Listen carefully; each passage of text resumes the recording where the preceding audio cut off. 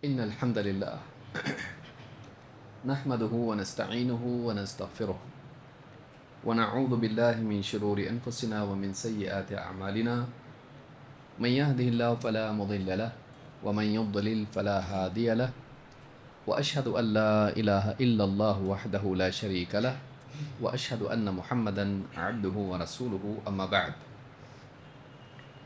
فإن خير الحديث كتاب الله وخير الهدي هدي محمد صلى الله عليه وعلى آله وسلم وشر الأمور محدثاتها وكل محدثة بدعة وكل بدعة ضلالة وكل ضلالة في النار. قال الله تبارك وتعالى نزل عليك الكتاب بالحق مصدقا لما بين يديه وأنزل التوراة والإنجيل. میرے محترم دینی بھائیوں، نوجوان ساتھیوں اور قابل احترام اور بہنوں، اللہ رب العالمین نے ہر دور میں انسانیت کی ہدایت کے لیے، رہنمائی کے لیے نبی اور رسول بھیجے ہیں۔ انسان اللہ تعالیٰ کی رہنمائی کا محتاج ہے۔ وہ خود سے نہیں جان سکتا ہے کہ اس کی زندگی کا مقصد کیا ہے، اور نہ یہ جان سکتا ہے کہ جس نے اس کو پیدا کیا ہے اس کو راضی کرنے کا طریقہ کیا ہے۔ وہ اپنے آپ، اپنی محنت، اپنی جستجو، اپنے اجتہاد سے یہ معلوم نہیں کر سکتا کہ اللہ کی عبادت کرنے کا صحیح طریقہ کیا ہے، جب تک کہ اللہ تعالیٰ اسے نہ بتائے۔ یہی وجہ ہے کہ اللہ رب العالمین نے ہر زمانے میں نبی اور رسول بھیجے، اور ان نبیوں کو اللہ تعالیٰ نے کتابیں عطا کی۔ نبیوں کی ایک محدود زندگی کے بعد وہ دنیا سے چلے جاتے، لیکن ان کے جانے کے بعد بھی وہ کتابیں جو اللہ کی کتابیں تھیں وہ باقی رہتی ہیں، اور لوگ نبیوں کی زندگی سے اسوا لیتے اور اللہ کی کتاب سے مستقبل کے لیے، حال کے لیے رہنمائی لیتے ہیں۔ یہ سلسلہ چلتا رہا یہاں تک کہ اللہ تعالیٰ نے محمد الرسول اللہ صلی اللہ علیہ وسلم کو آخری نبی بنا کر بھیجا۔ ما کان محمد ابا احد من رجالکم ولکن رسول اللہ وخاتم النبیین۔ محمد صلی اللہ علیہ وسلم تم میں سے کسی مرد کے باپ نہیں ہیں، ہاں آپ ولکن رسول اللہ، بلکہ آپ اللہ کے رسول ہیں، وخاتم النبیین، اور نبیوں کے خاتم ہیں، آپ آخری نبی ہیں۔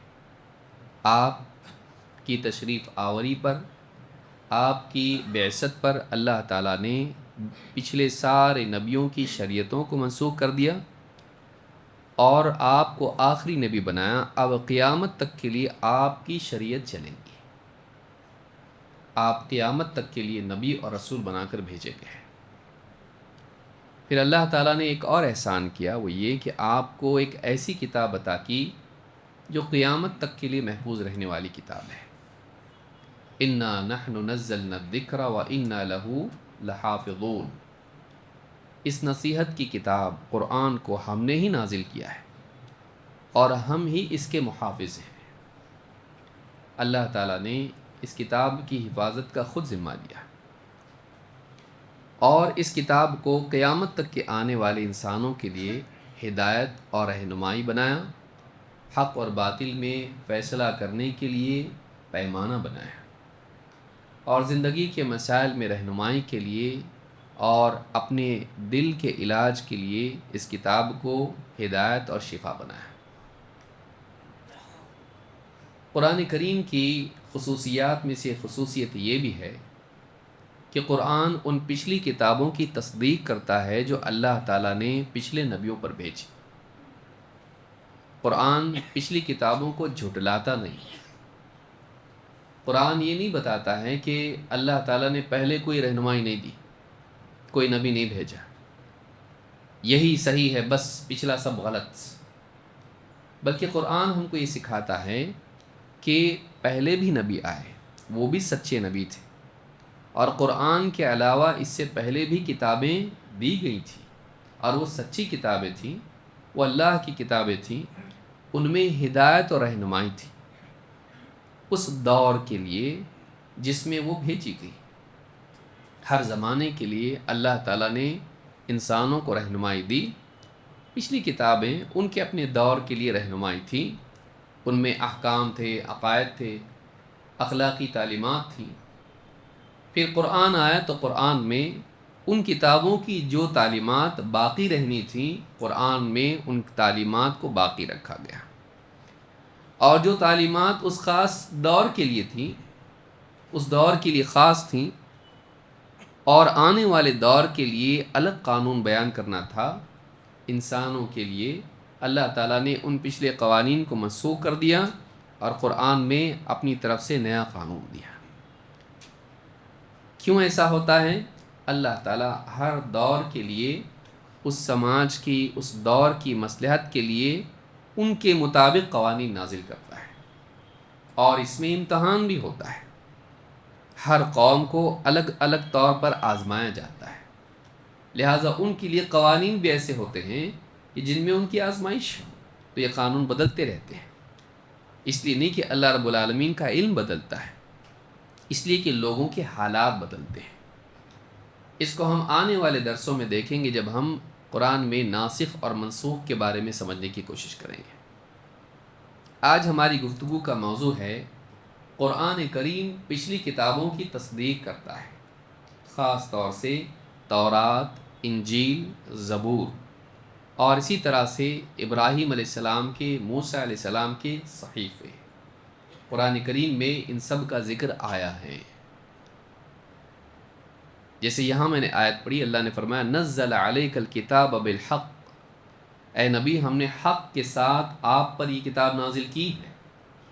حق کے ساتھ نازل کی یعنی اس کے نازل ہونے میں باطل شامل نہیں ہوا، نازل ہونے کے بعد اس میں باطل شامل نہیں ہو سکتا ہے، اور اس کتاب میں جو بھی تعلیمات ہیں ان میں کوئی چیز باطل نہیں ہے، نہ خبر کے اعتبار سے نہ حکم کے اعتبار سے۔ یاد رکھیں گے، کتاب جب نازل ہوئی تو اللہ تعالیٰ نے جبریل کے ذریعے اس کتاب کو نازل کیا، اور جبریل جو لے کر آئے، درمیان میں شیطان نے اپنی طرف سے کچھ ملایا نہیں، شیطان اس میں کچھ ملا سکا نہیں، وہ بالکل محفوظ نبی صلی اللہ علیہ وسلم تک پہنچی۔ پھر نبی صلی اللہ علیہ وسلم کے پاس آنے کے بعد اگلے ادوار میں اس میں کوئی اضافہ نہیں ہوا۔ نبی صلی اللہ علیہ وسلم کو اللہ تعالیٰ نے کتاب جب دی تو آپ کے بعد بھی آنے والے ادوار میں کوئی اس میں تبدیلی نہیں ہوئی، اللہ نے اس کو محفوظ رکھا۔ اور اس کتاب میں جو تعلیمات ہیں، یہ جو تعلیمات ہیں ان میں بھی حق ہے، باطل نہیں ہے، خبر کے اعتبار سے بھی اور حکم کے اعتبار سے بھی۔ خبر کے اعتبار سے اس کی ساری خبریں سچی، اور حکم کے اعتبار سے سارے احکام میں عدل، تو اس اعتبار سے اس میں باطل شامل نہیں ہوا۔ لا یأتیہ الباطل من بین یدیہ ولا من خلفہ، اس میں باطل نہ آگے سے آ سکتا ہے اور نہ پیچھے سے، نہ نازل ہوتے وقت باطل اس میں شامل ہو سکتا ہے، اور نہ نازل ہونے کے بعد قیامت تک باطل اس میں شامل ہو سکتا ہے۔ تو یہ کتاب حق ہے۔ نزل علیک الکتاب بالحق، اس کتاب کو ہم نے اے نبی آپ پر نازل کیا ہے حق کے ساتھ، اس میں کچھ باطل نہیں ہے، نہ نازل ہونے میں، نہ نازل ہونے کے بعد، اور نہ اس کے متن میں، اس کی تعلیمات میں، نہ خبروں میں، نہ احکام میں کوئی باطل نہیں۔ باطل کا مطلب ہوتا ہے فالس ہوڈ، جھوٹ، غلط، اس میں کوئی غلط نہیں، اس میں کوئی ظلم نہیں، اس میں کوئی جھوٹ نہیں ہے، اس میں جھوٹ بھی نہیں اور اس میں ظلم بھی نہیں۔ اور اللہ نے فرمایا وَأَنزَلَ التَّوْرَاةَ مُصَدِّقًا لِمَا بَيْنَ يَدَيْهِ، کہ اس سے پہلے جتنی کتابیں آئیں یہ کتاب ان کتابوں کو سچا مانتی ہے۔ اور اللہ نے فرمایا وَأَنزَلَ التَّوْرَاةَ وَالْإِنجِيلَ، اللہ تعالیٰ نے تورات اور انجیل بھی نازل کی، تورات اور انجیل بھی نازل کی۔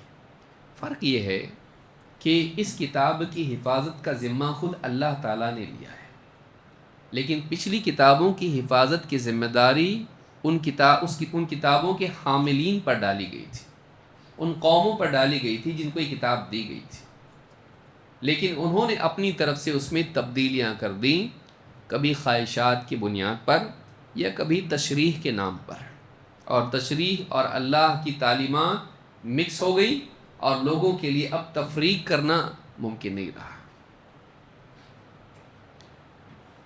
اسی لیے اللہ رب العالمین نے قرآن کریم میں فرمایا فَوَيْلٌ لِّلَّذِينَ يَكْتُبُونَ الْكِتَابَ بِأَيْدِيهِمْ ثُمَّ يَقُولُونَ هَٰذَا مِنْ عِندِ اللَّهِ، بربادی ہے ان لوگوں کے لیے جو اپنے ہی ہاتھوں کتاب لکھ دیتے ہیں اور پھر کہنے لگتے ہیں کہ یہ اللہ کی طرف سے ہے۔ تو یہ ان لوگوں کا بگاڑ تھا جو اس سے پہلے تھے، یہود خاص طور سے اور نصارہ بھی۔ اہل کتاب نے غلطی کی کہ اپنی طرف سے چیزیں لکھی اور اس کو اللہ کی طرف منسوب کر دیا۔ تورات میں بھی ایسا ہوا، انجیل میں بھی ایسا ہوا، زبور میں بھی ایسا ہوا۔ تورات دی گئی تھی موسیٰ علیہ السلام کو، انجیل دی گئی تھی عیسیٰ علیہ السلام کو، اور زبور دی گئی تھی داؤد علیہ السلام کو، اور اس کے علاوہ بھی صحیفے نازل ہوئے ابراہیم علیہ السلام پر اور موسیٰ علیہ السلام پر، اور بعض علماء نے کہا ہے کہ موسیٰ علیہ السلام کو جو صحیفے دیے گئے اس سے مراد تورات ہی ہے۔ امام البغوی، ابن الجوزی اور بعض دوسرے علماء نے بات کہی ہے کہ صحف ابراہیم و موسیٰ، ابراہیم علیہ السلام کے اور موسیٰ علیہ السلام کے صحیفے اللہ نے اس کو نازل کیا ہے۔ تو اللہ تعالیٰ نے قرآن کریم کی ایک خوبی یہ ہے کہ بہت سی وہ تعلیمات جو پچھلی کتابوں میں تھی اور انسانیت کے لیے مفید تھیں اور اہم تھیں، اللہ تعالیٰ نے قرآن کریم میں بھی ان کا ذکر کیا ہے۔ جیسے سورہ سبح اسم ربک الاعلی میں آپ دیکھیے بل تؤثرون الحیات الدنیا والآخرۃ خیر وابقی، بلکہ تم دنیا کی زندگی کو ترجیح دیتے ہو، دنیا کی زندگی کو زیادہ اہمیت دیتے ہو، والآخرۃ خیر وابقی، جبکہ آخرت زیادہ بہتر ہیں دنیا کی زندگی کے مقابلے میں، اور آخرت زیادہ باقی رہنے والی ہے دنیا کی زندگی کے مقابلے میں، زیادہ بہتر ہیں اور زیادہ باقی رہنے والی ہے۔ پھر کیا کہا؟ ان ھذا لفی الصحف الاولی، یہ جو بات بیان کی جا رہی ہے دنیا اور آخرت کے بارے میں، یہ پچھلے صحیفوں میں بات بیان کی گئی تھی۔ کون سے صحیفے؟ صحف ابراہیم و موسیٰ، ابراہیم علیہ السلام کے صحیفے اور موسیٰ کے صحیفے، موسیٰ علیہ السلام کے صحیفے۔ یعنی اللہ تعالیٰ نے پچھلی کتابوں کی کچھ تعلیمات کو یہاں بھی نقل کیا، کیونکہ وہ بھی اللہ کی طرف سے تھی اور یہ بھی اللہ کی طرف سے، اور وہاں بھی ضرورت تھی اور یہاں بھی ضرورت تھی۔ لہٰذا اللہ تعالیٰ نے جو باتیں اس امت کے لیے ضروری تھیں ان کو ان کتابوں سے اس کتاب میں بھی بیان کیا، اور اللہ نے کہا کہ یہ اس امت کے لیے بھی ہے۔ تو قرآن کی خوبیوں میں سے خوبی یہ ہے کہ قرآن پچھلی کتابوں کو جھٹلاتا نہیں ہے، اگرچہ پچھلی کتابوں میں تحریفات ہو گئی ہیں، لیکن قرآن ہم کو یہ بتاتا ہے کہ اللہ نے اس سے پہلے بھی کتابیں دی ہیں، اور انسانیت کبھی ایسی نہیں تھی کہ اس کو اللہ کی طرف سے کوئی گائیڈنس نہیں ملا ہو، ہمیشہ سے اللہ نے انسان کی رہنمائی کی ہے۔ اب قرآن ہے جو قیامت تک کے لیے انسان کے لیے منشور اور دستور ہے، ان کے لیے زندگی گزارنے کی عقائد، احکام اور اخلاق سب کا جامع ہے۔ اب یہ کتاب ہمارے لیے کافی ہے، اور نبی صلی اللہ علیہ وسلم بھی اسی کتاب کی پیروی کرتے تھے۔ ان اتبع الا ما یوحى الی، میں تو بس اسی کی پیروی کرتا ہوں جو میری طرف وحی کی جاتی ہے۔ تو آپ کے لیے یہ کتاب کافی تھی، اور اس کتاب کے الفاظ اور اس کتاب کے معانی دونوں اللہ کی طرف سے آپ کو دیے گئے تھے۔ ان علینا جمعہ وقرآنہ فاذا قرأناہ فاتبع قرآنہ ثم ان علینا بیانہ۔ اس کتاب کا آپ کے سینے میں جمع کر دینا اور آپ کی زبان سے پڑھوا دینا ہمارے ذمے ہے، اللہ نے کہا۔ لہٰذا جب ہم قرآن پڑھ رہے ہوں، یعنی ہماری طرف سے فرشتہ جبریل پڑھ رہا ہو، آپ دھیان سے اس کو سنیے۔ پھر ثم ان علینا بیانہ، پھر اس کتاب کا بیان، اس کا ایکسپلینیشن، اس کا کلیریفیکیشن وہ بھی ہمارے ذمے ہے۔ ہم آپ کو الفاظ پہنچا رہے ہیں تو ہم آپ کو اس کے معنی بھی بتائیں گے۔ تو اللہ تعالیٰ نے قرآن نبی صلی اللہ علیہ وسلم کو عطا کیا ہے۔ اس میں ایک حصہ آج ہم جس کو دیکھیں گے، اس میں اللہ تعالیٰ نے تورات اور انجیل دونوں کی بات کو نقل کیا ہے، لیکن اس میں دو فائدے ہیں۔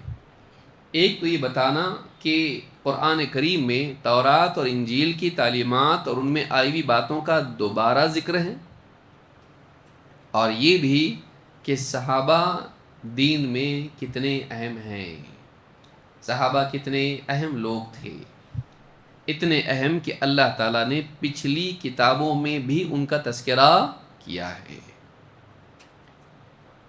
آئیے دیکھتے وہ آیتیں کیا ہیں۔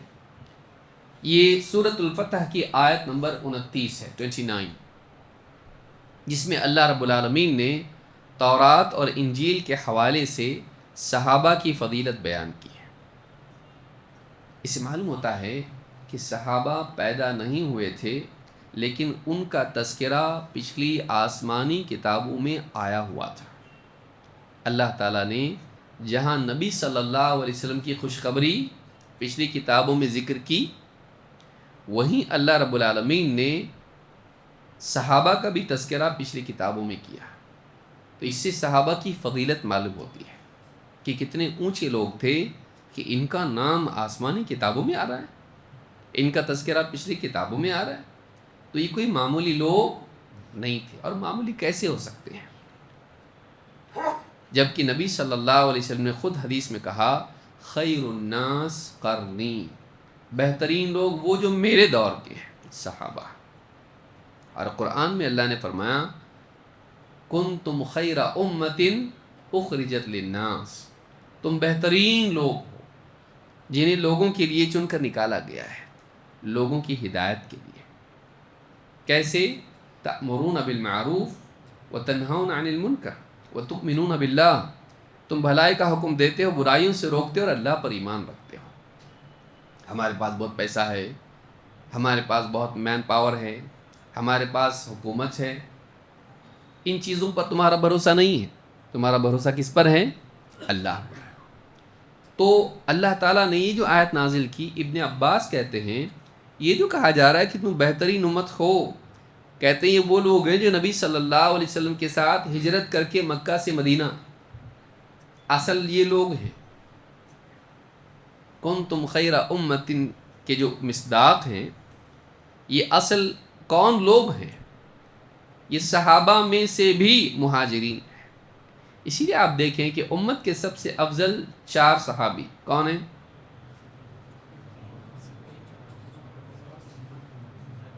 تلاوت کر لیں۔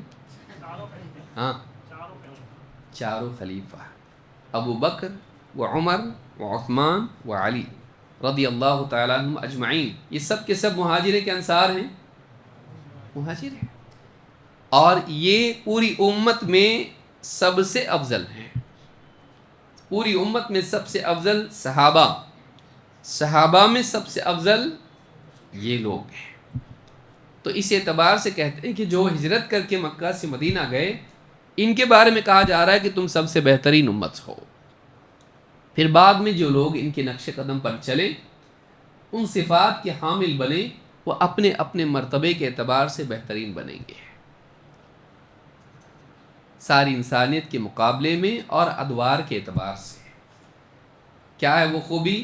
بھلائی کا حکم دینا، برائی سے روکنا، اور اللہ پر ایمان رکھنا۔ تو برائیوں کے مٹانے کے اعتبار سے اور ایمان کے اعتبار سے جن میں اونچائی پائی جائے، یہ اچھے ہو سکتے ہیں۔ خالی ایسے ہی بس پیدا ہو گئے، ہاں نہیں، بلکہ اس اعتبار سے کہ ان میں یہ خوبی ہو کہ وہ سماج میں بھلائیوں کو لاتے ہوں، برائیوں کو مٹاتے ہوں، اور عقیدہ ان کا صاف ہو، ایمان ان کا پکا ہو، اور بھروسہ ان کا اللہ پر ہو۔ تو یہ جو صحابہ ہیں، ان کا تذکرہ اللہ نے پچھلی کتاب میں کیا۔ کیا فرمایا اللہ تعالیٰ نے؟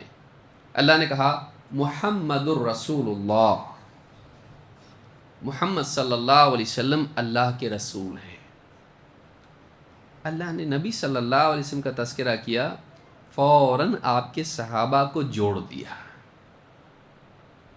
کہا والذین معہ اشداء علی الکفار رحماء بینہم. پہلی صفت، محمد صلی اللہ علیہ وسلم اللہ کے کیا ہیں؟ رسول. رسول کا معنی کیا ہوتا ہے؟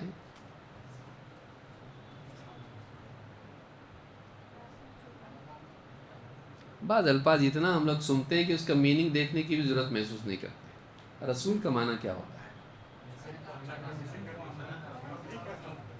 ہاں، رسول کا معنی ہوتا ہے مرسل. مرسل کا معنی ہوتا ہے وہ جو پیغام دے کر بھیجا جائے. اس کو انگلش میں ایک لفظ میں کہتے ہیں میسنجر، کہ جس کو ہم کوئی پیغام دیں، یہ بات ان تک پہنچا دو، تو کیا ہو جاتا ہے؟ رسول. لیکن رسول کس کے ہیں؟ بادشاہ کی؟ کس کے؟ اللہ کے. تو پیغام کس کا ہے آپ کے پاس؟ اللہ کا. محمد الرسول اللہ، محمد صلی اللہ علیہ وسلم اللہ کے رسول ہیں قیامت تک کے لیے. اب آپ کے بعد کوئی نبی آنے والا نہیں. محمد الرسول اللہ والذین معہ، اور جو ان کے ساتھ ہیں. کون تھے ساتھ میں نبی صلی اللہ علیہ وسلم کے؟ صحابہ. اشداء علی الکفار رحماء بینہم، کفار پر تو سخت ہیں لیکن آپس میں ایک دوسرے کے لیے بڑے رحم کرنے والے ہیں. صحابہ کے بارے میں کہا جا رہا ہے کہ وہ کفار پر سخت ہیں، تو ان کو کس سے الگ کر دیا گیا؟ ہاں، کفار پر وہ سخت ہیں تو یہ خود کفار ہوں گے نعوذ باللہ. تو اللہ نے پہلے تو یہ بتا دیا یہ کفار نہیں ہیں، یہ کفار پر الٹا سخت ہیں، ان کو کفر پسند نہیں، ان کو کفر کرنے والا پسند نہیں، اور جو اسلام کے دشمن ہیں یہ ان کے لیے بڑے سخت ہیں. تو یہ دینی غیرت انسان میں ایمان کی پختگی کے نتیجے میں آتی ہے. آپ دیکھیے دوستی دشمنی انسان میں ہوتی ہے. سب آپ کے دوست دنیا میں نہیں، کوئی دشمن بھی ہوں گے، لیکن کوئی دشمن کس وجہ سے ہوتا ہے؟ پارکنگ کی وجہ سے. کوئی دشمن بنتا ہے لین دین میں کمی زیادتی کی وجہ سے. کوئی دشمن بنتا ہے کہ وہ خاندانی اس کا رشتہ دار ہے، رشتہ داری میں جھگڑا ہو گیا، شادی بیاہ میں کچھ ہو گیا، دشمن بن گئے. تو دشمنی کوئی یوں ہی دشمن بن جاتا ہے. کیوں بول رہا ہے؟ بس میں دونوں چڑھے ہیں، ٹرین میں دونوں چڑھے ہیں، اور وہ اس کو دیکھ کر اس کو کیا ہے، وہ تو کیا ہے، تو جھگڑا، بارم پیٹی. دشمنی، انسان کی دوستی اور دشمنی ذاتی مفاد یا رنجشوں کی بنیاد پر ہوتی ہے، وہ پرسنل ریزن سے ہوتی ہے. صحابہ کی دشمنی کس بنیاد پر ہے؟ دین کی بنیاد پر. تو ان کے نزدیک اپنی چاہت اور اپنی شخصیت اصل نہیں ہے، ان کے نزدیک دین اصل ہے. اور یہ دین کی بنیاد پر دوستی اور دشمنی، اللہ کی بنیاد پر دوستی اور دشمنی ہونا، یہ انسان کے ایمان کی مضبوطی کی علامت ہے. حدیث میں اللہ کے نبی صلی اللہ علیہ وسلم فرماتے ہیں، امام ابو داؤد نے اس کو روایت کیا ہے، اوثق عر الایمان الحب فی اللہ والبغض فی اللہ. ایمان کی سب سے مضبوط گرہ، ناٹ، گانٹھ باندھتے ہیں ہم لوگ. ایمان کی سب سے مضبوط گرہ کیا ہے؟ اللہ کی خاطر محبت کرنا، اللہ کی خاطر نفرت کرنا. اپنی خاطر نہیں ہو، پرسنل ریزن سے نہیں ہو. اس کا ریزن کیا ہو؟ اللہ. کہ پھر قریبی ہے لیکن دین کا دشمن ہے، اللہ کا دشمن ہے، نفرت. اور صحابہ نے جنگ کی ان کے خلاف بدر میں، رشتہ دار بھی سامنے کھڑے ہیں لیکن دین کا دشمن ہے، میرا رشتہ دار ہے نہیں. لیکن وہی لوگ جو جنگوں میں لڑے اور کفر کے زمانے میں جنگوں کے اندر انہوں نے ان کے رشتہ داروں کو قتل کیا، لیکن وہ مسلمان ہو گئے. اب کیا ہو گئے؟ بھائی. انما المؤمنون اخوۃ، ایمان والے آپس میں بھائی ہیں. تو وہی جو لوگ جنہوں نے ان کے گھر والوں کو قتل کیا تھا جنگوں میں، لیکن جب وہ مسلمان ہو گئے تو انہوں نے اپنی دشمنی کیا کر دی؟ چھوڑ دی، جبکہ پرسنل ریزن ہے، یہ میرے باپ کا قاتل ہے، میرے بھائی کا قاتل ہے، لیکن وہ ساری دشمنیاں انہوں نے کس بنیاد پر چھوڑ دی؟ دین کی بنیاد پر، اللہ کے لیے۔ یہ آسان ہے؟ پرسنل جھگڑے کو اللہ کی خاطر چھوڑ دینا آسان نہیں ہے، اور اپنوں کو اللہ کی خاطر پرایا بنانا آسان کام نہیں ہے، آسان کام نہیں۔ تو صحابہ کی خوبیوں میں سے پہلی خوبی کیا بیان کی؟ یہ لوگ دین کے معاملے میں بڑے پکے ہیں، ان کی دوستی دشمنی کا مدار دین ہے، ایمان ہے، اسلام ہے، اللہ ہے۔ اللہ کے معاملے میں کمپرومائز کرنے والے لوگ نہیں ہیں۔ جو اسلام کے دشمن ہیں یہ ان کے دشمن ہیں، لیکن اگر اسلام کے دائرے میں دشمن بھی آ جائے تو یہ اس کے ساتھ کیسا سلوک کرتے ہیں؟ رحمت کا سلوک کرتے ہیں۔ تو ایک ہی دل میں دو چیزیں جمع ہو رہی ہیں، ایک دشمنی اور ایک رحمت، لیکن وہ دشمنی دین کی بنیاد پر، رحمت دین کی بنیاد پر۔ تو اس سے بتایا گیا صحابہ کے نزدیک اللہ، اسلام، دین، ایمان سب سے بڑی پرائیورٹی ہے، اور اللہ نے پھر ان کو الگ کر دیا کاٹ کے۔ کیا کہا؟ یہ کفار پر سخت ہے، جو کفار پر سخت ہوں وہ خود کفار ہو سکتے ہیں۔ اب آپ ان شیعہ کو دیکھیں جن سے بہت سے لوگوں کو بہت پیار ہے، وہ کہتے ہیں کہ 3 صحابیوں کو چھوڑ کر باقی سارے صحابہ، اہل بیت کے علاوہ سارے صحابہ کافر ہو گئے، مرتد ہو گئے۔ 3 صحابی کون؟ ابو ذر غفاری، سلمان فارسی، مقداد ابن اسود۔ یہ 3 صحابی چھوڑ دو، باقی سارے صحابہ مرتد ہو گئے، جن میں خاص طور سے نام کس کے لیتے ہیں؟ ابو بکر و عمر رضی اللہ تعالیٰ عنہما۔ بتائیے، اور ہم کیا بول رہے ہیں؟ اپنی بھائی ہیں جو صحابہ کے بارے میں عقیدہ رکھیں کہ سب کے سب مرتد ہو گئے، آپ کے ابا کو، بھائی کو، ہاں بیوی بچوں کو سب مرتد ماننے والا، آپ اس کے ساتھ پیار محبت سے ہاں بوسہ دیں گے پیشانی پر اس کی؟ سوچیے، ہم کسی پر ظلم نہیں کرتے ہیں، لیکن ایک دینی غیرت بھی ہے۔ آپ اپنوں کے بارے میں کسی آدمی کی طرف سے تہمت سنو تو آپ کا دل اس کے لیے ناراضگی سے بھر جاتا ہے۔ صحابہ کون ہیں؟ وہ نہیں اگر ہم تک دین پہنچاتے تو آج ہم کفر و شرک میں پڑے ہوتے ہیں۔ انہوں نے امانت داری کے ساتھ نبی کریم صلی اللہ علیہ وسلم سے ملنے والی میراث کو امت تک پہنچایا، ساری انسانیت تک پہنچایا۔ تو صحابہ کے بارے میں پہلی بات بیان کی، والذین معہ، جو نبی صلی اللہ علیہ وسلم کے ساتھ ہیں، اشداء علی الکفار رحماء بینہم، یہ کفار پر تو سخت ہیں لیکن آپس میں ایک دوسرے کے لیے رحیم ہیں، یعنی آپس میں ایک دوسرے کے ساتھ کیسا معاملہ کرنے والے ہیں؟ رحم کا۔ تو یہ مسلمان کی صفت ہوتی ہے کہ وہ جو اسلام کے دشمن ہیں ان کا دشمن ہوتا ہے دین کی بنیاد پر، چاہے وہ رشتہ دار ہو، اور اگر کوئی آدمی مسلمان ہے وہ اس کے ساتھ رحم کا سلوک کرنے والا ہوتا ہے۔ کس بنیاد پر؟ ایمان کی بنیاد پر، چاہے ماضی میں اس سے دشمنی رہی۔ اس کا یہ مطلب نہیں کہ آپ جو کفار ہیں ان کے اوپر ظلم کریں، ہمارا دین ہی سکھاتا نہیں۔ حدیث میں کیا ہے؟ ارحموا من فی الارض یرحمکم من فی السماء، تم زمین والوں پر رحم کرو، آسمان والا تم پر رحم کرے گا۔ لیکن ایک ہوتی ہے عمومی رحمت اور ایک ہوتی ہے خصوصی رحمت۔ خصوصی رحمت کس کے لیے ہے؟ اہل ایمان کے لیے ہے۔ خصوصی رحمت وہ محبت اہل ایمان کے لیے، ان کا زیادہ حق ہے، ان کا خاص حق ہے۔ اور اللہ تعالیٰ نے کفار کے بارے میں، مشرکین کے بارے میں کیا کہا؟ لا ينهاكم الله عن الذين لم يقاتلوكم في الدين ولم يخرجوكم من دياركم ان تبروهم وتقسطوا اليهم ان الله يحب المقسطين۔ اللہ تعالیٰ تم کو منع نہیں کرتا ہے۔ دیکھیے قرآن میں غیر مسلموں کے بارے میں بتایا گیا، اللہ تم کو منع نہیں کرتا ہے۔ جن لوگوں نے تمہارے ساتھ دین میں جنگ نہیں کی اور تمہیں گھروں سے نہیں نکالا، ان کے ساتھ تم بھلائی کا سلوک کرو، عدل و انصاف کرو۔ اللہ اس سے منع نہیں کرتا ہے، عدل و انصاف کرو، اللہ تعالیٰ عدل و انصاف کرنے والوں کو پسند کرتا ہے۔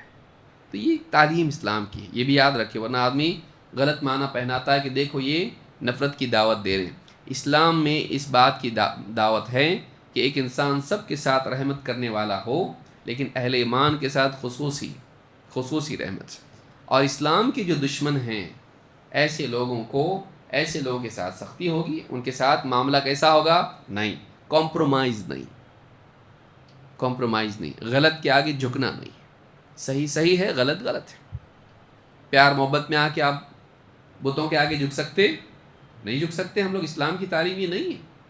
لیکن ان کے ساتھ ہمدردی، بیمار پڑا پریشان ہے، وہ اپنی جگہ ہے، لیکن دین کے معاملے میں ہم نہیں کر سکتے۔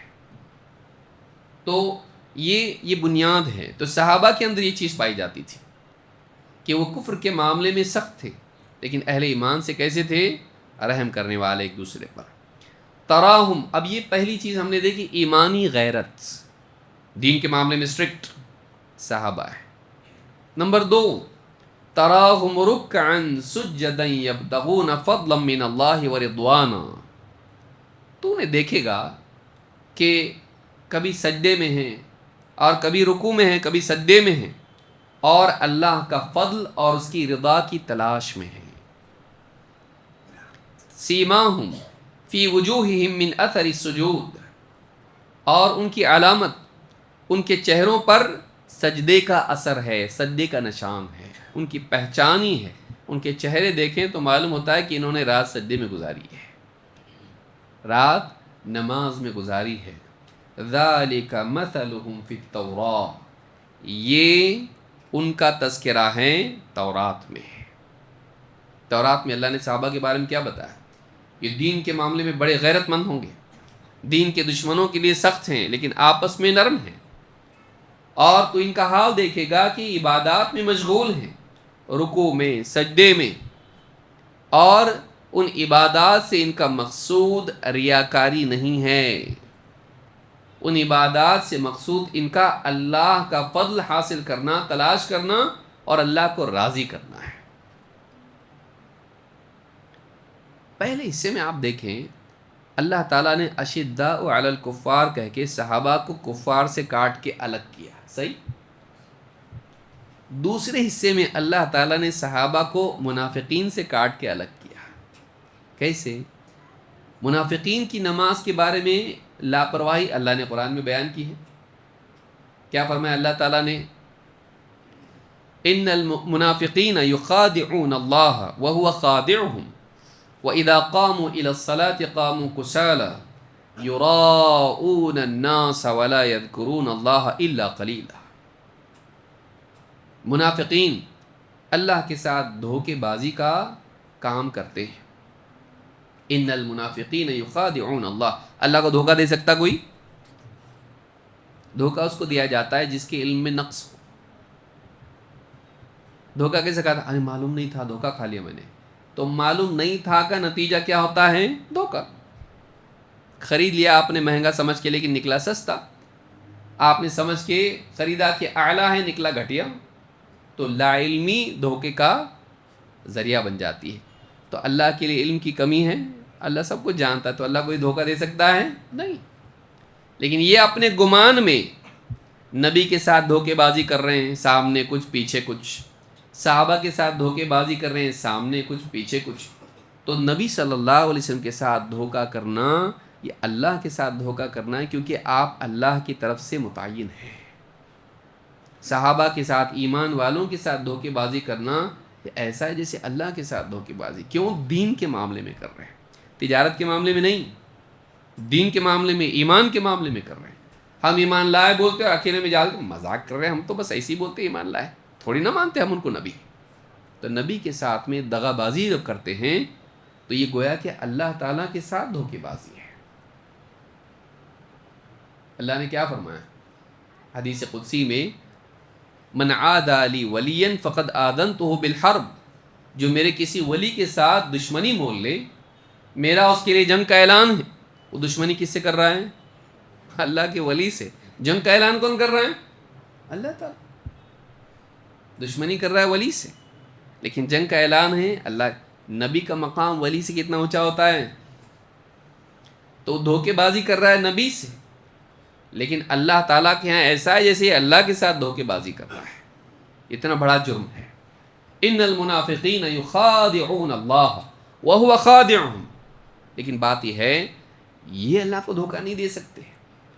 اللہ ہی نے انہیں دھوکے میں رکھا ہے کہ انہیں سمجھ میں نہیں آ رہا ہے کہ یہ کیا کر رہے ہیں۔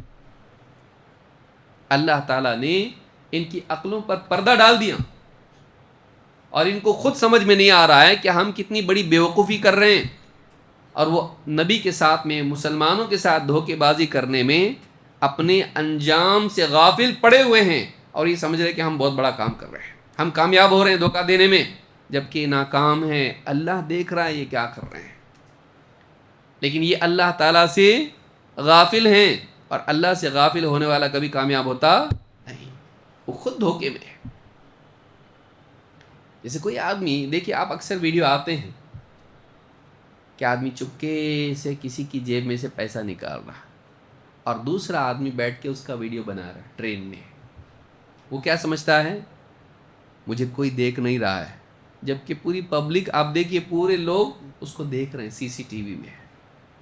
بتائیے وہ آدمی دھوکہ دے رہا ہے یا دھوکے میں ہے؟ ہاں، وہ ایک کو دھوکہ دے رہا ہے، لیکن سب کے سامنے اس کا دھوکہ آ رہا ہے، تو یہ خود اپنے بارے میں دھوکے میں۔ سمجھ میں آ رہی بات؟ وہ اللہ سے اپنے آپ کو چھپا سکتا ہے؟ نہیں۔ اور اللہ کی سزا سے اپنے آپ کو بچا سکتا ہے؟ نہیں۔ تو یہ دھوکے میں ہی ہے، یہ دھوکہ دے نہیں رہا ہے، یہ دھوکے میں پڑا ہوا ہے۔ ان المنافقین یخادعون اللہ وہو خادعهم واذا قاموا الى الصلاة قاموا کسالى۔ اب آئیے دیکھیے صحابہ کے بارے میں کیا کہا۔ ان کا حال تو دیکھے گا کہ کبھی وہ رکوع میں ہیں، کبھی سجدے میں، لیکن منافقین کے بارے میں کیا کہا؟ وہ تو نوافل کی تعریف ہو رہی ہے۔ دیکھنے والا دیکھے کا مطلب رات میں وہ تہجد پڑھ رہے ہیں، ورنہ نماز میں کہاں سے دیکھے گا ان کو؟ وہ تہجد میں اہتمام کر رہے ہیں، اور ان کے چہروں پر نشان بن رہا ہے ان کی نمازوں کی وجہ سے۔ سیماہم فی وجوہہم من اثر السجود، رات کی مجاہدے اور نمازوں کی کثرت کی وجہ سے چہرہ بتا رہا ہے کہ اللہ کی عبادت میں اس نے وقت گزارا ہے۔ کثرت عبادت، کثرت عبادت، عبادت خوب کرنا، خاص کر کے کون سی نماز، کون سی عبادت؟ نماز، نماز۔ اور نماز کس پر بھاری ہے؟ منافقین پر، منافقین پر نماز بڑی بھاری ہے۔ اسی لیے اللہ نے کیا فرمایا؟ وَإِذَا قَامُوا إِلَى الصَّلَاةِ قَامُوا كُسَالَى، جب وہ نماز کے لیے اٹھتے ہیں بڑے بوجھل بن کے۔ کسی کو ایسا کام بولا جائے جو اس کو بالکل پسند نہیں ہے، کیسا اٹھتا ہو؟ بچوں کو دیکھنے سے سمجھ میں آئے گا آپ کو۔ جب کوئی کام بولو ان کو، ذرا یہ کام کر، کیسا اٹھتا ہو؟ ایک دم ایسا جیسا اس کو رسی باندھ کے اٹھایا جائے، نہیں چاہتا ہے وہ، مجبوراً۔ اگر ڈر نہ ہوتا باپ کا تو نہیں کرتا۔ تو وہ اندر سے جنگ چل رہی ہوتی ہے اور باہر سے ڈر ہوتا ہے، ڈر اور نئے پسند دونوں ملا کے جس کا جو ہے املگم، تو دونوں مل کے جب وہ کھڑا ہوتا ہے تو یہ چیز ہے۔ منافقین، ڈر کس کا؟ لوگوں کا، اللہ کا نہیں۔ اور اندر سے ناپسندیدگی، کیا ہے یہ، فجر کو اٹھو، ظہر کو چلو دھوپ میں، عصر کا وقت آرام کرنے کا، اور شام کام دھندے چھوڑ کے یہ نماز کو جاؤ، اور رات میں تھکے ہارے ہیں پھر جاؤ نماز کے لیے، کیا ہے یہ؟ اور نہ فین ہے نہ اے سی ہے۔ مسجد نبوی میں فین ہے، اے سی ہے نہیں ہے۔ اور کون سی دنیا ہے وہ؟ ریگستان، مدینہ، اور زمین پہ ریت بچھی ہوئی ہے، قالین بھی نہیں ہے۔ تو اب نماز کے لیے آتے کیسا آتے ہیں؟ وَإِذَا قَامُوا إِلَى الصَّلَاةِ قَامُوا كُسَالَى، نماز کے لیے اٹھتے ہیں بہت بوجھل بن کے، سستاتے ہوئے، ایک دم بالکل کسی طرح سے بوجھ بن کے آتے ہیں۔ لیکن صحابہ کے بارے میں بتایا جا رہا ہے تو ان کو دیکھے گا تو نماز میں پائے گا ان کو، نماز سے ان کا ایک خاص تعلق ہے۔ اور منافقین، نماز سے ان کو ایک خاص چڑ ہے،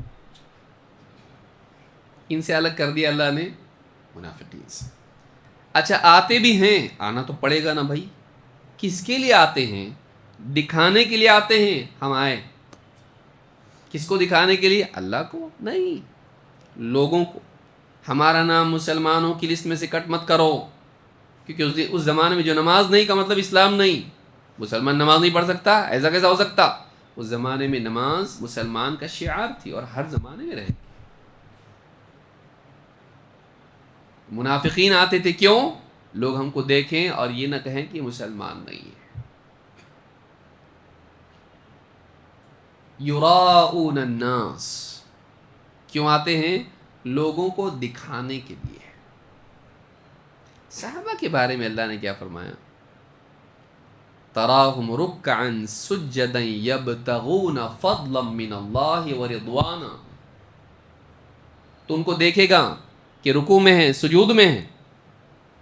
یبتغون فضلا من اللہ، اللہ کا فضل چاہتے ہیں، دنیا کا مال و متاع نہیں کہ نماز چھوڑ کے تجارت میں لگے ہیں اور پیسہ مل جائے. نہیں، ہم کو اللہ کا فضل ملے، اللہ ہم پہ فضل و کرم کر دے. اور نہ صرف دنیا کی چیز مانگیں، آخرت کی نعمتیں مانگیں اللہ سے، لیکن ساتھ ہی چاہتے کیا ہیں؟ راضی کون ہو. ورضوانا، اللہ کی رضا چاہتے ہیں. ہم کو کچھ دنیا میں چاہیے، نعمتیں، رزق میں برکت، صحت، عافیت، تجارت میں ترقی، یا جو بھی ہو، اولاد، نیک بیوی، یا جو بھی نیک شوہر عورت ہے.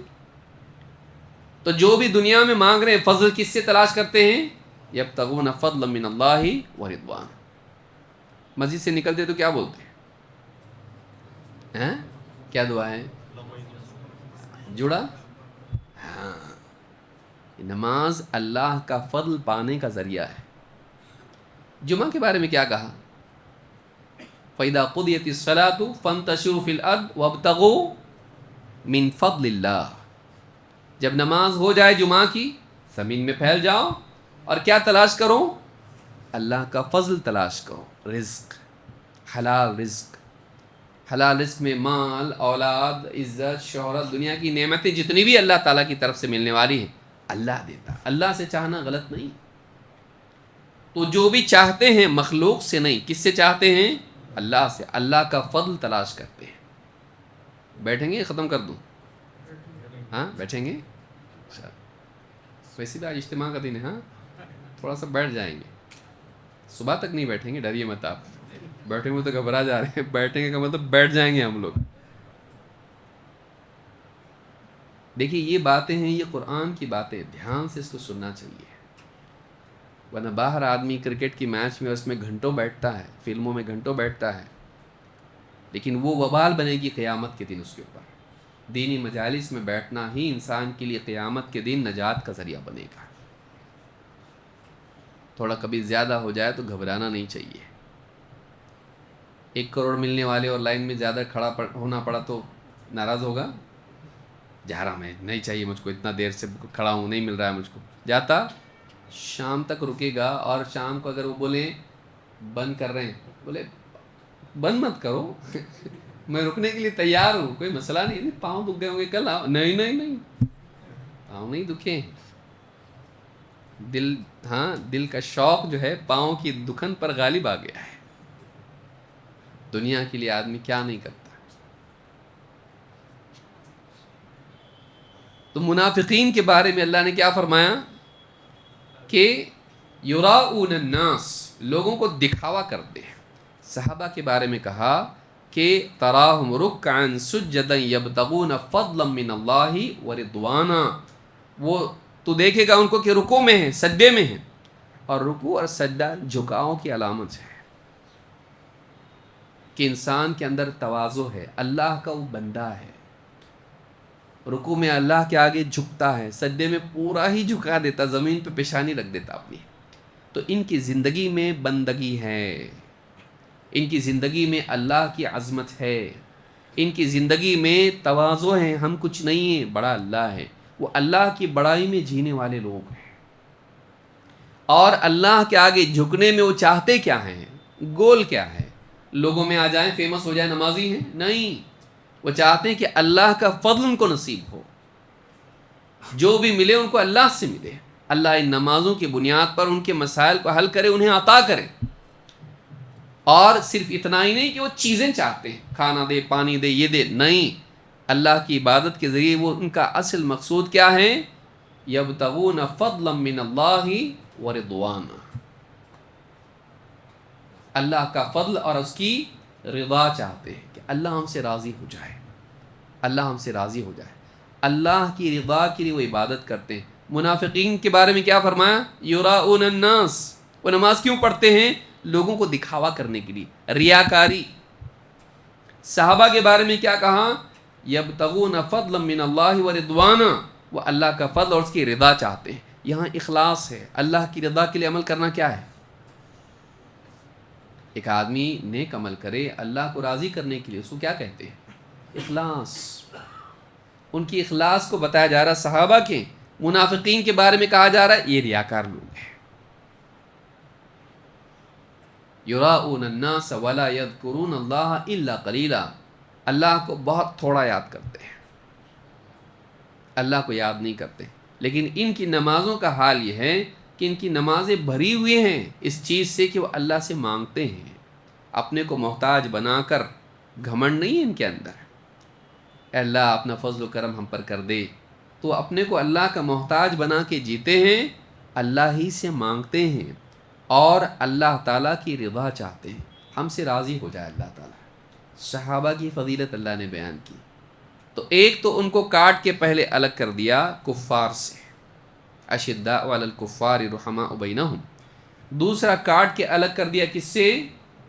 منافقین سے، کہ منافقین کی طرح نہیں ہے جو دکھاوے کے لیے نماز ان پر بھاری ہو اور پڑھتے بھی ہیں تو دکھاوے کے لیے نہیں، ان کا شوق ہی نماز کا ہے اور نماز پڑھتے ہیں دکھاوے کے لیے نہیں، اللہ تعالیٰ سے اس کا فضل اور اس کی رضا کی تلاش میں۔ اللہ نے فرمایا سیماہم فی وجوہہم من اثر السجود، ان کی علامت ان کے چہروں پر سجدے کا نشان ہے۔ علماء نے کہا رات میں نماز پڑھتے ہیں تو ان کے چہروں پر رونق ہوتی ہے ان کے سجدوں کی وجہ سے، یہ نہیں صرف کالا نشان نہیں، وہ تو سب کو بن جاتا ہے، نئے نئے نمازی بھی ایک مہینے میں بن جاتا ہو، لیکن ان کے چہروں پر نماز کی وجہ سے ایک رونق ہے کہ اللہ تعالیٰ ان کو وہ رونق عطا فرماتا ہے جو ان کے چہروں پر ہے، مجاہدے کا اثر بھی اور اللہ تعالیٰ کی عبادت کی وجہ سے اللہ کی طرف سے ملنے والی رونق۔ سیماہم فی وجوہہم من اثر السجود ذالک مثلہم فی التوراۃ، یہ ان کی مثال ہے تورات میں، یعنی یہ ان کا تذکرہ ہے تورات میں۔ تورات میں اللہ تعالیٰ نے صحابہ کے بارے میں یہ بیان کیا ہے۔ پھر اللہ نے تورات کے بعد ایک اور کتاب کا ذکر کیا ہے، وَمَثَلُهُمْ فِي الْإِنْجِيلِ، اور انجیل میں بھی ان کا تذکرہ ہے، کیسا ہے؟ وَمَثَلُهُمْ فِي الْإِنْجِيلِ كَزَرْعٍ، انجیل کس کو دی گئی تھی؟ اور تورات موسیٰ علیہ السلام کو اور انجیل عیسیٰ علیہ السلام کو۔ پہلے کون آئے دونوں میں سے؟ ہاں، موسیٰ علیہ السلام۔ اور عیسیٰ علیہ السلام اور نبی صلی اللہ علیہ وسلم کے بیچ میں کون نبی ہیں؟ کوئی بھی نہیں ہے۔ عیسیٰ علیہ السلام کے بعد سیدھے کون آئے؟ اور نبی صلی اللہ علیہ وسلم کے بعد کون آئے گا؟ آئے گا کوئی؟ غلام احمد قادیانی جھوٹا نبی ہے۔ نبی آئیں گے لیکن کیسے آئیں گے؟ سچے آئیں گے؟ جھوٹے نبی آئیں گے۔ 30 جھوٹے نبی آئیں گے، آپ نے کہا میرے بعد، جھوٹے نبی، اور اس زمانے میں بھی آئے گے۔ مسیلمہ کذاب، نبوت کا دعویٰ کیا اس نے ایک بڑی غلطی کیا، اس نے بولا آپ بھی نبی ہیں، آپ نے بولے تو نبی نہیں۔ اس نے کیا بولا؟ نبی صلی اللہ علیہ وسلم کو نبی مانتا تھا وہ کہ ہاں یہ نبی ہے، اور آپ نے کیا کہا؟ جب اس نے تو ویریفائی کر دیا نبی ہیں، لیکن آپ نے ویریفائی کیا اس کو، تو یہ سچے ہوئے اور یہ کیا ہو گیا؟ جھوٹا۔ آپ نے کہا یہ جھوٹا نبی ہے، یہ سچا نبی نہیں ہے۔ تو ایسے جھوٹے نبی تو آئیں گے، سچا نبی کوئی آپ کے بعد نہیں آئے گا۔ شکیل ابن حنیف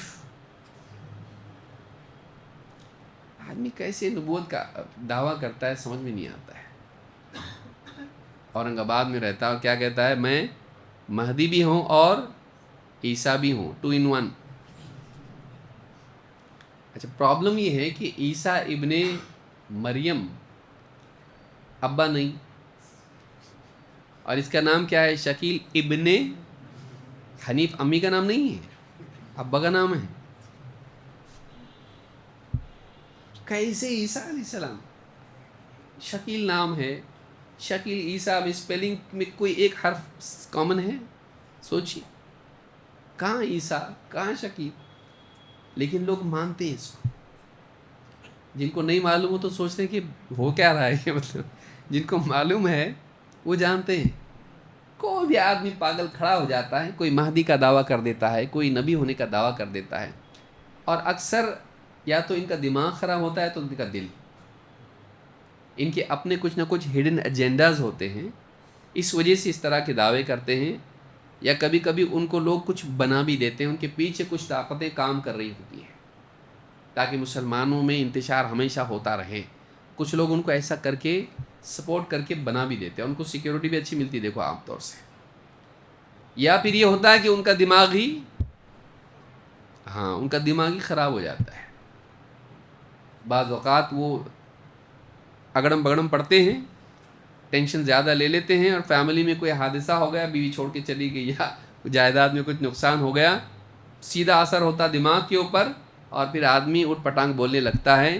اور اپنی قوم تو ویسے بھی اٹھ پٹانگ کو کرامات ماننے میں ماہر ہے. کوئی بھی بابا راستے کے کنارے بیٹھا ہوا کچھ بھی بڑبڑاتا رہے گا, لوگ ارے بابا مل گیا اپنے کو ایک نیو بابا, ایسا بابا جو اویلیبل دوسری جگہ نہیں ہے. چلو I am the first finder, کوئی نہ کوئی پہلے جا کے بیٹھتا اس کے پاس, اس کا بن کے بابا کچھ بولو, کچھ تو بولتا ہو ایک دم, اور کیا زبردست بابا بولتے ایک دم.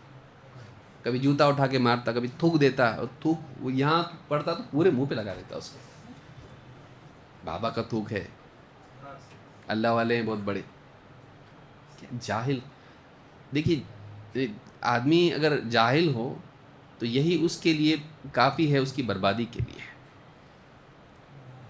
امت کا یہ حال ہے, اسی وجہ سے امت کو بھئی آپ بیوقوف بننے کے لیے تیار ہے تو بنانے والے آپ کو فری میں ملیں گے. اور کئی لوگ آتے ہیں مسلمانوں کو بیوقوف بنا کے چلے جاتے ہیں. اور بعض اوقات تو اس طرح کی چیزیں ایک بزنس کا حصہ بھی ہوتی ہے. بابا سے لینا دینا کچھ نہیں, لیکن اس کو اتنا فیمس کر دو, آج نہیں تو کل تو مرنے والا ہے, بوڑھا تو ہو گیا ہے, اس کے بعد اس کی درگاہ بنائیں گے اور اچھا خاصا پیسہ آئے گا اپنے کو. آپ اتنا دور تک نہیں سوچیں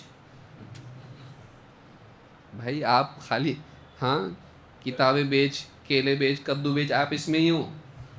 بابا بیچ لوگ بھی ہیں, قبریں بیچ لوگ بھی ہیں, کہ بعض اللہ والوں کی اور بعض ایسے لوگ جو اللہ والے نہیں رہتے, لیکن پبلک کو بیوقوف بنا کر ان کی شخصیت کو اونچا کر کے ان کی قبریں بیچ کے وہ لوگ پیسہ کھاتے ہیں, ان کی قبروں کو کاروبار بنا لیتے ہیں. سب نہیں کرتے ایسے, لیکن ایسے لوگ ہیں دنیا میں, ایسے لوگ ہیں. تو یہ بڑی مصیبت ہے ہم لوگوں کی. اللہ تعالیٰ ہدایت دے لوگوں کو. تو نبوت, نبی کوئی آنے والا نہیں, انہ لا نبی بعدی, میرے بعد کوئی نبی نہیں. اللہ نے فرمایا وَمَثَلُهُمْ فِي الْإِنْجِيلِ, ان کی مثال انجیل میں کیسی ہے, یعنی ان کا تذکرہ انجیل میں کس طور پر ہے. كَزَرْعٍ أَخْرَجَ شَطْأَهُ فَآزَرَهُ, جیسے کوئی کوپل زمین سے نکلی, بیج زمین میں ہو, ہلکی سی پہلے سوئی نکلتی ہے زمین میں سے, سوئی کی طرح کچھ نکلتا ہے, کوپل نکلی اس میں سے. كَزَرْعٍ أَخْرَجَ شَطْأَهُ فَآزَرَهُ, تو ہلکی سی اس نے سوئی نکالی زمین میں سے, اور پھر اس کے بعد وہ تھوڑی اور اس کو مضبوطی اس نے دی, اور بنتے بنتے کیا ہو گئی فاستغلظ, اور وہ ایک دم یعنی قوت والی بن گئی, مضبوط بن گئی. فاستوى على سوقه, وہ اپنی بنیاد پر قائم ہو گئی. پہلے اتنا ہلکی سی سوئی کی طرح نکلتی ہے, لیکن بڑھتے بڑھتے بڑھتے وہ کیا ہو جاتا ہے, آم کا پیڑ یا کوئی اور پیڑ, آپ دیکھیے پیڑ بن جاتا ہو, تنا اور شاخیں, اور اس میں پھر پتے اور پھول اور پھل لگ جاتے ہیں اس کے اندر. لیکن شروعات میں کیسا ہوتا ہے, ایک دم کمزور نازک, چپکے سے وہ سر نکال کے وہاں دیکھتا ہے, سوئی نکلتی ہے، اس کے بعد وہ بڑھتے بڑھتے بڑھتے پودا بڑھتے بڑھتے پیڑ بن جاتا ہے. یا فصل ہوتی ہے کوئی، تو زمین میں بالکل بنجر زمین پڑی ہوئی ہے، پھر اس پہ بارش ہوتی ہے، بارش ہونے کے بعد جب بویا ہوا ہوتا ہے بیج، اس میں سے ہلکی سی کونپل نکلتی ہے، اور اس کے بعد پختہ ہو کے پوری فصل کھڑی ہو جاتی ہے، اچھی خاصی یہاں تک کھڑی ہو جاتی ہے کہ آدمی اس میں کھڑا ہو تو چھپ جائے. فاستغلظ فاستوى على سوقه يعجب الزراع ليغيظ بهم الكفار. اللہ نے فرمایا کہ فصل ایسی کھڑی ہو گئی کہ یعجب الزراع، کھیتی کرنے والے کو خوش کر دیتی ہے وہ فصل، اس کو تعجب میں ڈال دیتی ہے، اس کا مزاج ایک دم اچھا بنا دیتی ہے، دیکھ کے خوش ہوتا ہے وہ اس کو. زراع، زارع کس کو کہتے ہیں؟ کھیتی کرنے والا، کسان، فارمر نہیں، کسان. کسان اپنی کھیتی کو جب دیکھتا ہے تو اس میں اپنی محنت کو دیکھتا ہے، اور محنت کا نتیجہ دیکھ کر اس کو خوشی ہوتی ہے. قرآن میں کسان کا ذکر آیا ہے، کبھی انشاءاللہ کسان کے اوپر ہم لوگ کوئی درس دیں گے، وہ بھی ایک مستقل، اتنا ہے 2-3 درس ہوں گے اس کے اوپر انشاءاللہ. تو آپ دیکھیے کہا کہ یعجب الزراع لیغیظ بهم الکفار، کہ اللہ تعالیٰ نے فرمایا کہ یہ فصل جب بنتی ہے اور اپنے کمال اور اپنے عروج کو پہنچتی ہے تو کسان اس کو دیکھ کے خوش ہوتا ہے. یہاں فصل کون اور کسان کون؟ مثال کس کی بیان کی جا رہی؟ صحابہ کی، کہ ان کی مثال ایسی ہے.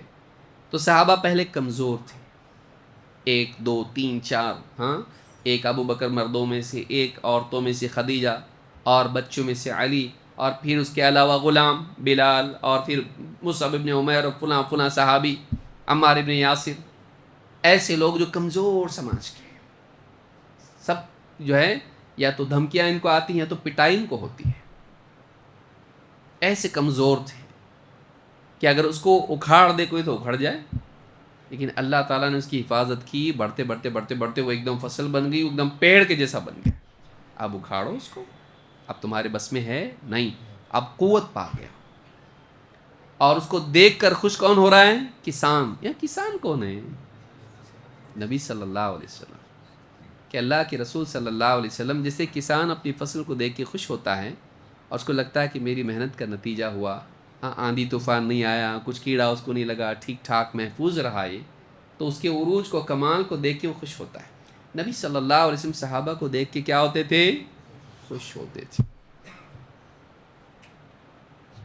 صحابی کہتے ہیں اللہ کے نبی صلی اللہ علیہ وسلم جب آخری ایام میں اپنے تھے، بیمار تھے، اور بیماری کی وجہ سے آپ کو کئی بار چکر آتا تھا، غشی آتی تھی، آپ نماز کے لیے نہیں آ پائے. آپ نے اپنی جا نماز پر ابو بکر صدیق رضی اللہ تعالیٰ کو کھڑا کیا، سب سے کہا کہ ابو بکر کو نماز پڑھانے کے لیے کہو. ابو بکر صدیق رضی اللہ تعالیٰ بوجھل دل کے ساتھ میں نماز کے لیے کھڑے ہوئے.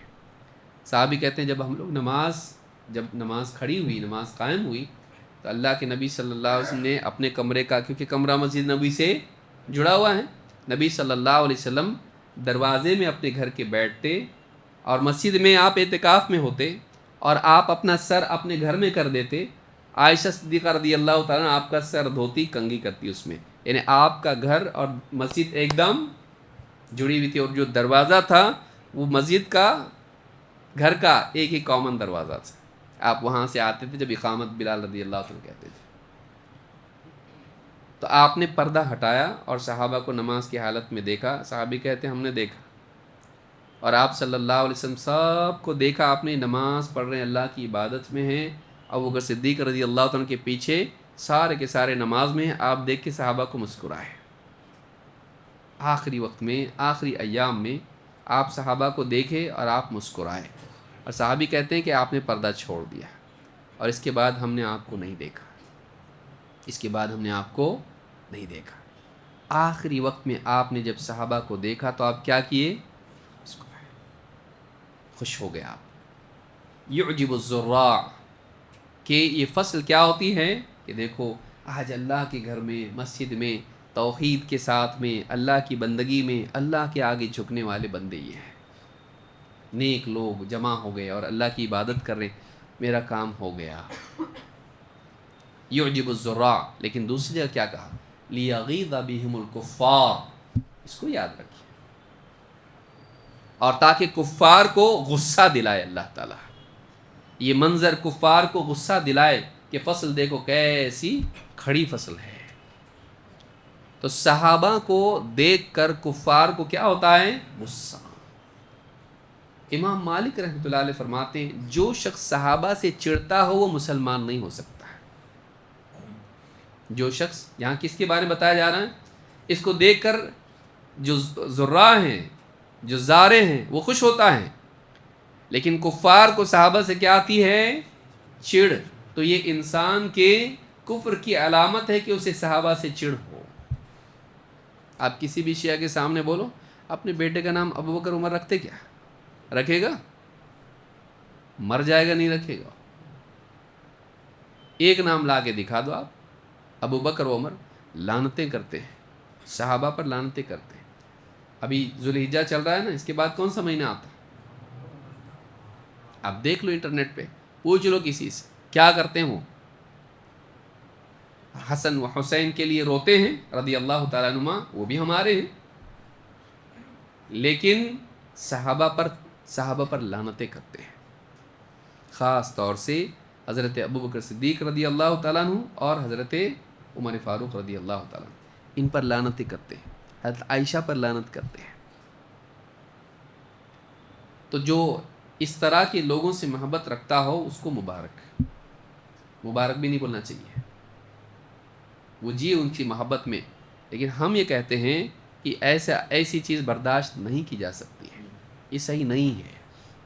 ٹھیک، یہ نہیں کہ ان کے اوپر ظلم کیا جائے، ان کے ساتھ بدتمیزی کی جائے، ہم اس کی تعلیم بھی نہیں دیتے ہیں، لیکن ہم یہ کہتے ہیں کہ آدمی میں دینی غیرت ہونا چاہیے۔